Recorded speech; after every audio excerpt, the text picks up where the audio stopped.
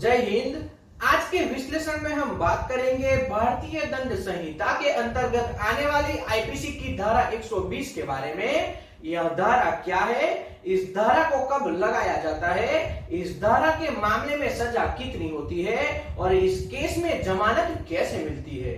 कुछ व्यक्ति किसी अपराध को करने वाले व्यक्ति की मदद करके यह सोचते हैं कि उन्होंने तो कोई अपराध नहीं किया है, सजा तो उसको ही मिलेगी जो उस अपराध को खुद अंजाम देता है। लेकिन क्या असल में ऐसा होता है? यह सब बातें जानने के लिए आज के विश्लेषण में हम आपको आईपीसी की धारा 120 बी के जुड़ी सभी जानकारी बहुत साधारण भाषा में बताएंगे, तो वीडियो के अंत तक बने रहिए, आपको कुछ ना कुछ कानून सीखने को मिलेगा।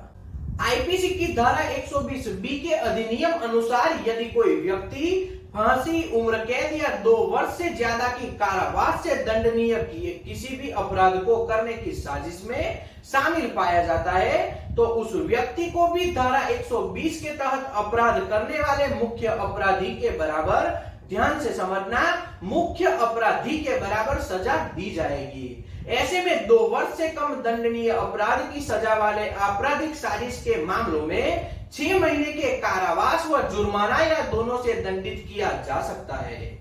यदि कोई व्यक्ति किसी ऐसे अपराध को करता है जिसकी सजा 2 वर्ष से लेकर मृत्यु दंड या फिर उम्र कैद की हो, तो उस व्यक्ति को तो दोषी पाए जाने पर जो अपराध उसने किया होगा उसकी सजा मिलेगी ही, लेकिन अगर उस अपराध को करने की साजिश में कोई दूसरा व्यक्ति भी मुख्य आरोपी के साथ किसी तरह के भी आपराधिक षड्यंत्र यानी कि किसी अपराध को करने की साजिश करने में या फिर अन्य तरीके से उस अपराध को करने में मुख्य आरोपी की सहायता करने में, यानी कि जो मुख्य अपराधी है उसको सहायता करने में शामिल पाया जाता है, तो उसे भी आईपीसी की धारा 120 बी के तहत मुख्य आरोपी के समान दंड देने का प्रावधान है। यानी कि मुख्य आरोपी को जितनी सजा होगी उतने ही उसे भी सजा दी जाएगी। तो अपराध करने वाले अपराधी से हमेशा हमें दूर रहना चाहिए, उससे दूरी बना के रखनी चाहिए। आपराधिक साजिश या षड्यंत्र क्या है, तो यह भी हम समझते हैं। धारा 120 बी को समझने के लिए सबसे पहले इसके अर्थ को समझना बहुत जरूरी है। आपराधिक षड्यंत्र 2 या 2 से अधिक लोगों के बीच अपराध करने के लिए एक समझौते को संदर्भित करता है। यह समझौता मौलिक रूप से, लिखित रूप में या संचार के अन्य माध्यमों से किया जा सकता है, यह हमें पता होना चाहिए। यहाँ तक कि अगर वास्तविक अपराध नहीं किया जाता है, समझिए वास्तविक अपराध नहीं किया जाता है, तो अपराध करने की योजना बनाने की साजिश रचने का कार्य कोर्ट के अनुसार एक गंभीर अपराध माना जाता है और इससे सख्त कानून परिणाम भी हमें भुगतना होता है। यानी कि ऐसे अपराध करने से हमेशा बचना चाहिए।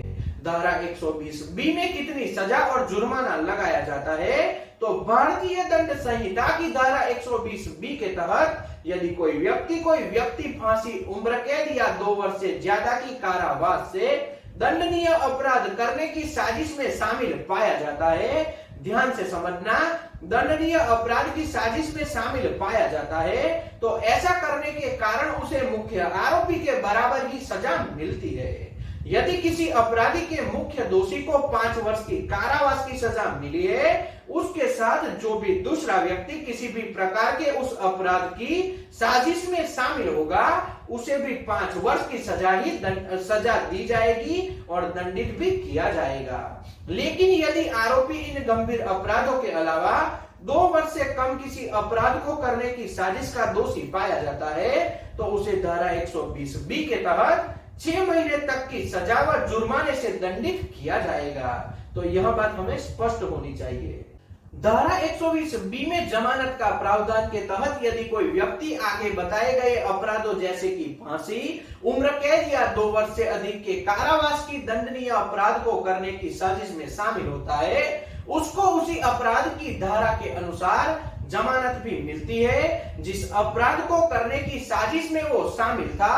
यदि आरोपी अन्य किसी आपराधिक साजिश का आरोपी होता है, तो आईपीसी की धारा 120 बी के तहत यह अपराध गैर संज्ञेय श्रेणी का अपराध होता है जिसमें आरोपी को जमानत मिल जाती है। इस तरह के मामलों में भी आपको एक वकील की आवश्यकता होगी, तो आपको एक अच्छे वकील को रोकना चाहिए जो आपको इस केस में आगे कार्रवाई में मदद करेगा और आपको इस केस से निर्दोष छुड़वाने में भी वो मेहनत करेगा। अब इस विषय से जुड़े थोड़े केस विस्तार से हम समझते हैं। केहर सिंह बनाम दिल्ली प्रशासन 1988 का केस। यह मामला प्रधानमंत्री इंदिरा गांधी की हत्या से भी जुड़ा है। सुप्रीम कोर्ट ने कहा कि भले ही कोई व्यक्ति अपराध करने में सक्रिय रूप से भाग नहीं लेता है, लेकिन साजिश का हिस्सा है, यानी कि साजिश में मात्र हिस्सा लेता है, उसे आईपीसी की धारा 120B के तहत दंडित किया जा सकता है।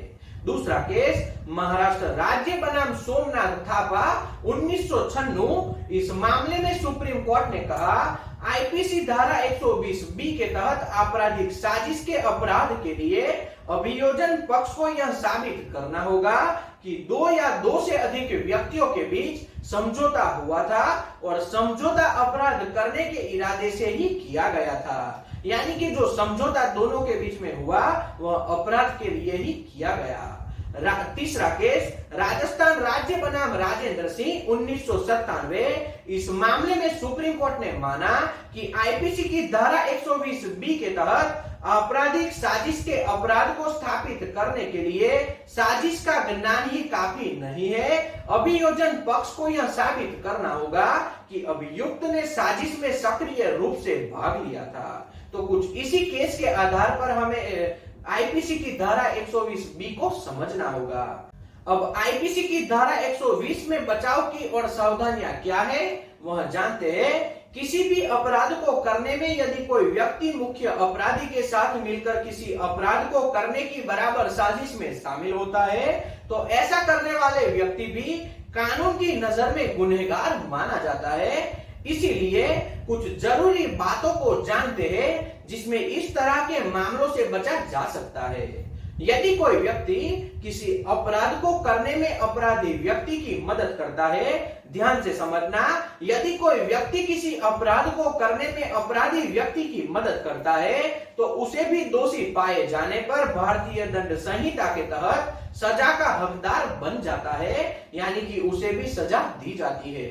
इसीलिए किसी भी ऐसे व्यक्ति का साथ न दे जो किसी तरह के भी आपराधिक मामलों में शामिल रहता हो।